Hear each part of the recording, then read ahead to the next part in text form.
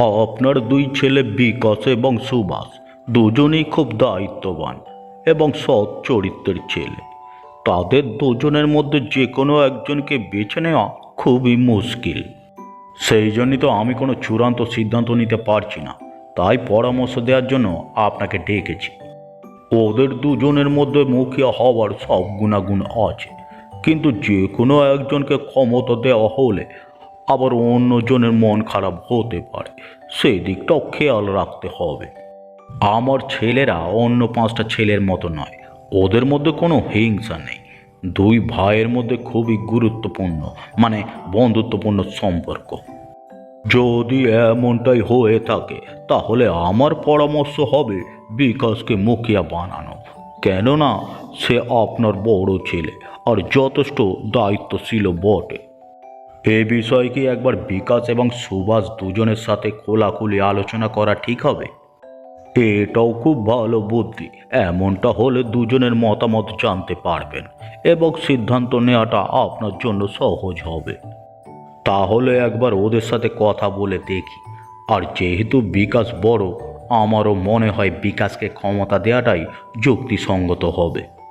যা কি ক্ষমতা দেওয়া হোক না কেন, শুধু খেয়াল রাখতে হবে যেভাবে আপনি এত বছর ধরে পুরো গ্রামকে সামলে রেখেছেন, ওরাও যেন ঠিক একইভাবে ওই পুরো গ্রামের সুরক্ষা এবং সুখ শান্তি নিশ্চিত করতে পারে। আজ বাবা বলছিল সুধাংশু কাকু নাকি মুখিয়ার পদ বিকাশ বা সুভাষ যে কোনো একজনকে হস্তান্তর করবে।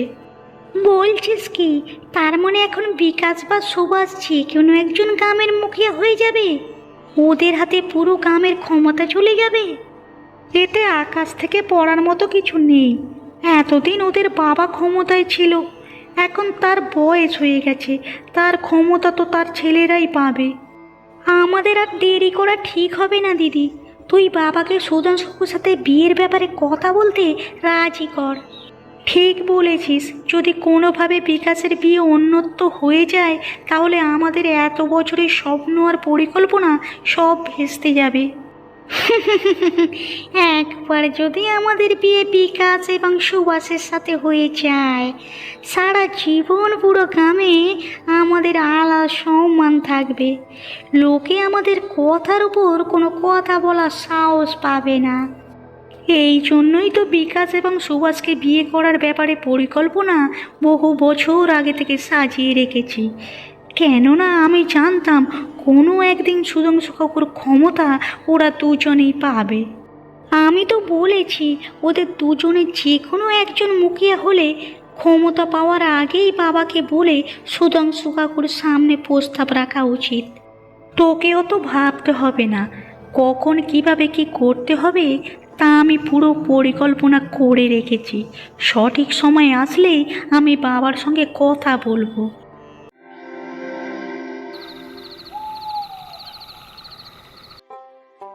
মা, দাদার বিয়ের কথা বললেও তো মানা যায়, কিন্তু হঠাৎ তুমি আমার বিয়ে নিয়ে এত চিন্তা করছো কেন? আমার মনে হয় না আমাদের দুজনের একজনও কেউ এখনো বিয়ের মতো এত বড় দায়িত্ব নেওয়ার জন্য প্রস্তুত আমরা। তোদের বাবার বয়স হয়েছে, আমারও শরীর ভালো থাকে না। যদি আমাদের কিছু একটা হয়ে যায় তখন তোরা কি করবি বলতো? সব সময় কেন যে এই ধরনের কথা বলো মা? তোমাদের কিচ্ছু হবে না। আর তাছাড়া শুধু শুধু তুমি যে কেন এত চিন্তা করছো? বাবাকে তো এখন অবধি এই বিষয়ে কোনো কথা বলতে শুনিনি। তা শুনবি কি করে? আমি চিন্তায় আছি তোদের বিয়ে নিয়ে, আর তোদের বাবা চিন্তা করছে তোদের দুজনের মধ্যে কাকে গাঁয়ের নতুন মুখিয়া বানানো যায়। মুখিয়া? সেটা আবার কেন? আর যদি মুখিয়া বানাতেই হয় তাহলে সেটা দাদাকে বানালেই ভালো হবে, কারণ একজন মুখিয়ার ঘাড়ে পুরো গাঁয়ের দায়িত্ব থাকে। এত শত দায়িত্ব আমি নিতে পারবো না। হ্যাঁ, বিয়ের কথা বললেও দাদাকে করাও, আর মুখিয়া বানানোর কথা উঠলেও দাদাকে বানাও। নিজে শুধু আনন্দে ঘুরে বেড়াবি, তাই না? দাদা, তুই বুঝতে পারছিস না রে, ঘরের বড় ছেলেদের দায়িত্ব একটু বেশি হয়। তোদের মতো ফাঁকিবাজ ছেলে আমি আর কখনো দেখিনি রে। বিয়ে করতে চাস না, কোনো দায়িত্বও নিতে চাস না, কিন্তু এইভাবে কি করে জীবন কাটাবি বলতো? এখন আর আমার এখানে থাকা যাবে না, আমি চললাম জঙ্গলে শিকার করতে। দাদাই বসে বসে মায়ের জ্ঞান শোন।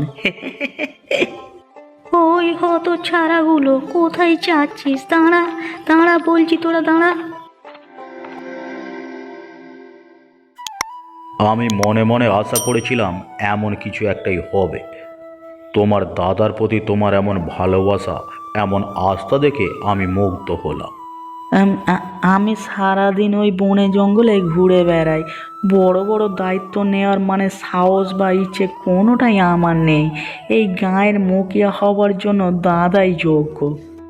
বেশ, যেহেতু তুমি নিজে থেকে এমনটা বলছো, তাহলে বিকাশকেই আমি সব দায়িত্ব অর্পণ করব।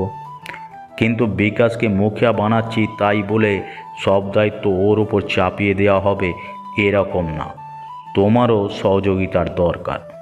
কোনো চিন্তা নেই বাবা, যখনই দাদার কোনো সমস্যা হবে আমি নিজের দিক থেকে সম্পূর্ণ চেষ্টা করব তার সাহায্য করবার। তুমি একটু নিজেকে পরিবর্তন করবার চেষ্টা করো। যেভাবে আনন্দ উল্লাসে দিন কাটাচ্ছ, জীবন সবসময় এভাবে চলে না। তোমাকেও নিজের দায়িত্ব বুঝে নিতে হবে। বাবা, তুমিও দেখছি এখন মায়ের মতো জ্ঞান দিতে শুরু করছো। এখন আমি দায়িত্ব নেওয়ার জন্য প্রস্তুত নই। আর তাছাড়া এখন পুরো জীবন পড়ে আছে এই সব নিয়ে ভাবার জন্য, তাই না? তুমি কি করে জানবে যে পুরো জীবন পড়ে আছে? আর একটা কথা মনে রেখো, আজকে আমি আছি বলে তোমাদের জীবন সহজ, কিন্তু সব সময় সব কিছু এত সহজ থাকবে না। তাই আমি বেঁচে থাকতে নিজেদের জীবন গুছিয়ে নাও। তুমি আর মা আমাদের একমাত্র আশ্রয়, তোমাদের ছাড়া পুরো পৃথিবীটাই অন্ধকার লাগে। আমি শুধু চাই আমার অবর্তমানেও যেন আমার ছেলেরা সুন্দর জীবনযাপন করে, কখনো কোনো দুঃখ তাদের ছুঁতে না পারে।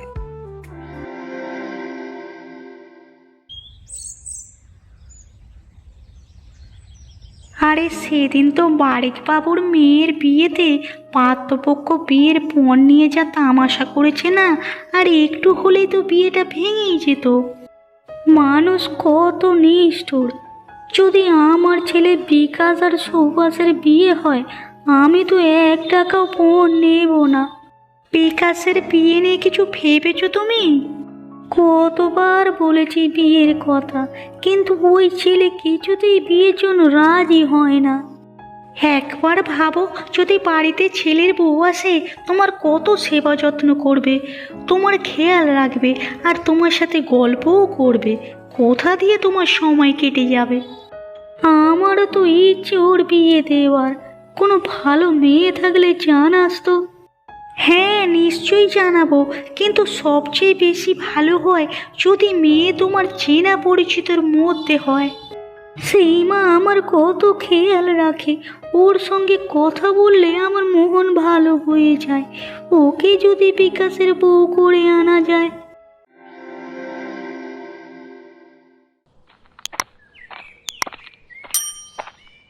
তোর আজকে সকাল থেকে কেউ একটা টাকাও দেয়নি, একটু যে রুটি কিনবো সেই পয়সাও নেই।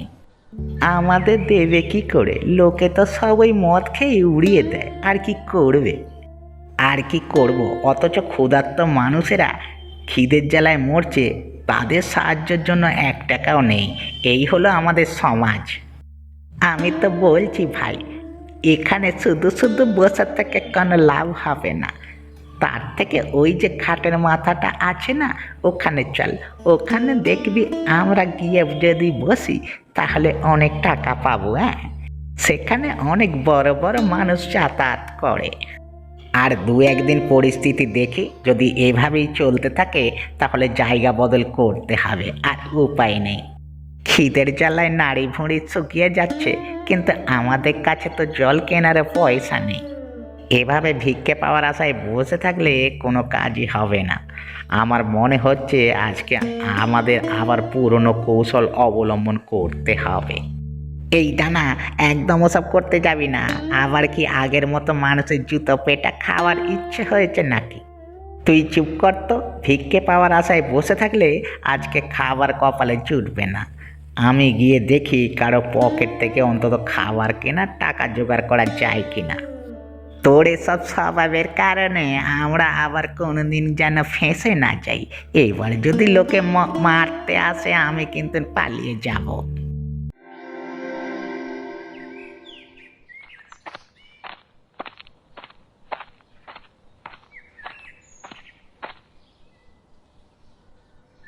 তুই কি আমার ভাই নাকি সত্যি বলতো? কোনো কাজ করবার আগে অন্তত আমার সাথে কথা বলে তো করতে পারিস। হ্যাঁ, তো রেগে যাচ্ছিস কেন আমার ওপর? আমি আবার এমন কি করলাম? তোর কি দরকার ছিল বাবার কাছে গিয়ে আমাকে মুখিয়া বানানোর জন্য অনুরোধ করবার? তুই জানিস না আমি ওসব দায়িত্বে কত ভয় পাই। বারে, তুই বড় ছেলে হয়ে দায়িত্ব যদি না নিস তাহলে বাবা তো সব দায়িত্ব আমার ওপর চাপিয়ে দেবে। তুই হলে অন্তত সামলাতে পারবি, আমি তো কিছুই পারবো না। তুই বুঝতে পারছিস না সুভাষ, গ্রামের মুখিয়া হওয়া কোনো সহজ ব্যাপার না। অনেক ধরনের চিন্তা মাথায় নিয়ে চলতে হয়, বড় বড় সিদ্ধান্ত গ্রহণ করতে হয়। বাবা এত বছর ধরে যেভাবে দায়িত্ব পালন করেছে আমি কখনোই তা করতে পারবো না। তোকে বাবার মতো করে দায়িত্ব পালন করতে বলেইছে বাকে? বাবা বাবার মতো দায়িত্ব পালন করেছে, এবার তুই ক্ষমতায় আসলে তুই নিজের মতো করে সব সামলাবি। সব কিছু যদি এতই সহজ হয় তবে নিজে করে দেখ না, তারপর বুঝবি দায়িত্ব মাথায় চাপলে কি অবস্থা হয়। আমি তো নিজেই দায়িত্ব নেব না বলেই বাবার সঙ্গে কথা বলে তোকে মুখিয়া বানানোর পরামর্শ দিয়েছি। তুই কাজটা একদম ঠিক করিসনি। বাবার সঙ্গে আলোচনায় বসার আগে অন্তত আমার সঙ্গে এই বিষয়ে আলোচনা করা তোর উচিত ছিল। তুই এত ভয় পাচ্ছিস কেন? এমন তো নয় যে সব দায়িত্ব তোর মাথায়। মুখিয়া তুই হবি, কিন্তু কোনো সমস্যা হলে আমরা দুজনে মিলে সেটা সামলাবো। আরে আমি তো আছি, দুই ভাই মিলে সব ঠিক করে নেব। আরে এইরকম মজার মজার আরও ভিডিও দেখার জন্যে চ্যানেলটাকে সাবস্ক্রাইব করতে ভুলে যেও না।